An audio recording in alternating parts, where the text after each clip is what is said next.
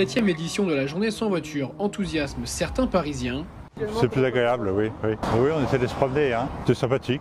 Je pense que c'est une démarche qui a du sens, comme dans beaucoup de villes européennes. D'autres ne partagent pas le même avis et n'hésitent pas à montrer leur mécontentement face à la politique menée par la maire de Paris. Malheureusement, on vit dans un monde, on essaye de prendre la population en otage à travers l'écologie, tout ça. Donc on essaye de comprendre et en même temps de faire comprendre aux gens que être sans voiture, non, c'est inenvisageable. Abaissement des limitations de vitesse, restrictions concernant les véhicules diesel et anciens ou encore hausse des prix du carburant, la ville de Paris ne cache pas son ambition de dissuader les Parisiens de prendre leur voiture. Mais les associations réclament des alternatives et évoquent une politique extrémiste.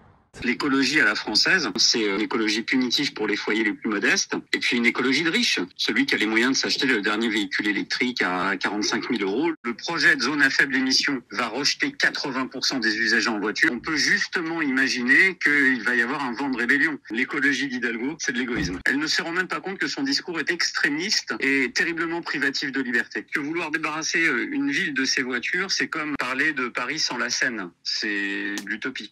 L'objectif de la mairie de Paris reste de diminuer le nombre de véhicules dans la capitale. D'ici à 2035, c'est 99% du parc roulant actuel qui pourrait être poussé vers la sortie.